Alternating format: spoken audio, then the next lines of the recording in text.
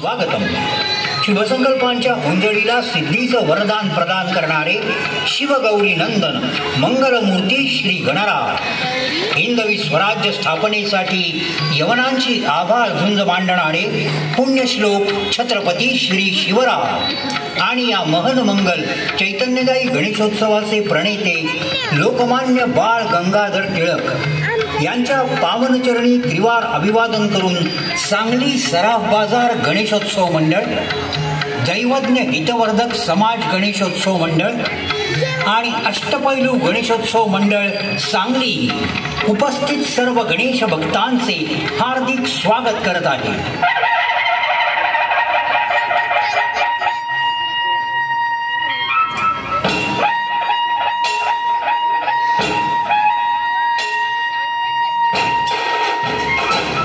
प्रतिवर्षी नयनरम्य देखावे सादर करण्याच्या परंपरेला अनुसरून मंडळाने यंदाच्या वर्षी सादर केलेला पौराणिक देखावा भस्मासुराचा वध.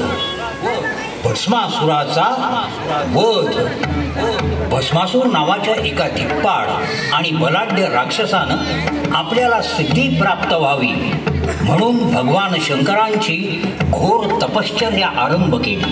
ओम नमः शिवाय. ओम नमः शिवाय. ओम नमः शिवाय. खडतर तपश्चर्येनंतर भगवान शंकर प्रसन्न झाले आणि भस्मासुरासमोर प्रकट झाले. हे भस्मासुरा, तुझ्या तपश्चर्येवर मी प्रसन्न झालो आहे. तेव्हा आता तू जो वर मागशील तो मी तुला देईन. हे भगवान शिवशंकरा, हे देवादिदेव महादेवा, मी ज्याच्या ज्याच्या मस्तकावर हात ठेवेन त्या क्षणी त्याचं भस्म होऊन जाईल असं वरदान तुम्ही मला द्या. तथास्तु.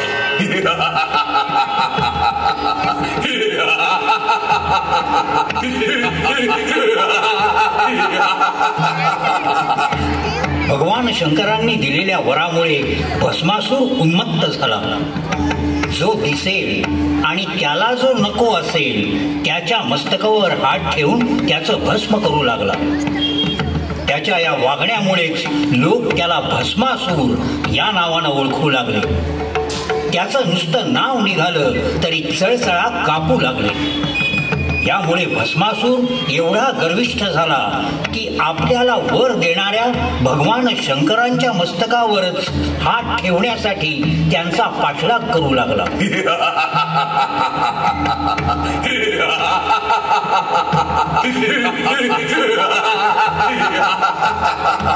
यावर उपाय शोधण्यासाठी भगवान भोलेनाथ ब्रह्मदेवांकडे आले आणि झालेला प्रकार भोलेनाथांनी ब्रह्मदेवांना सांगितला.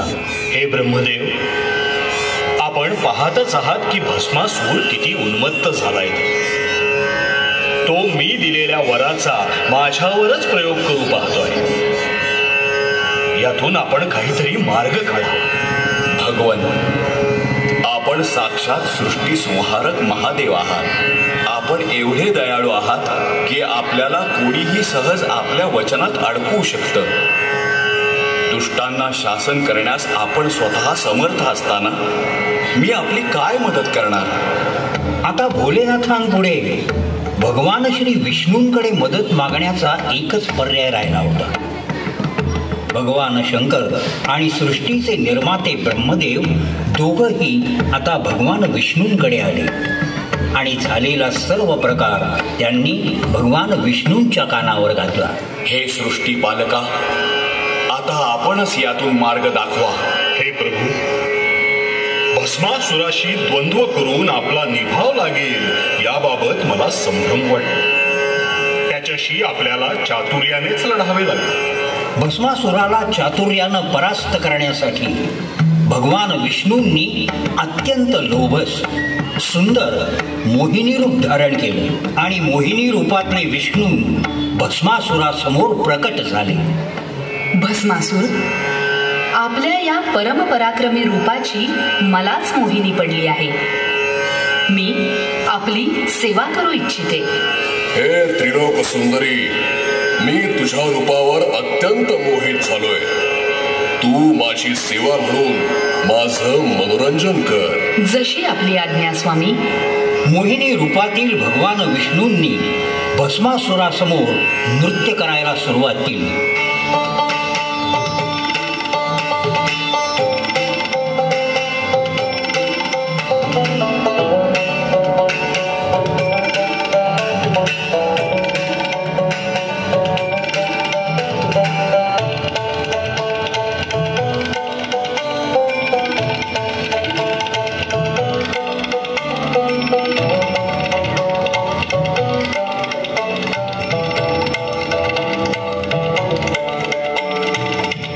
तिचं ते अलौकिक रूप पाहून भस्मासूर हरखून गेला आणि तिच्याबरोबर नृत्य करू लागला.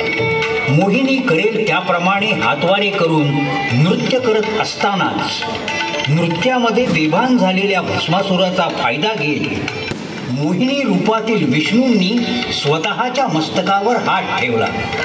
भस्मासुरानंही मोहिनीचं अनुकरण करत स्वतःच्या मस्तकावर हात ठेवला आणि भगवान शिवशंकरांनी दिलेल्या वराप्रमाणे स्वतःच्या मस्तकावर हात ठेवून क्षणात भस्मसात झाला.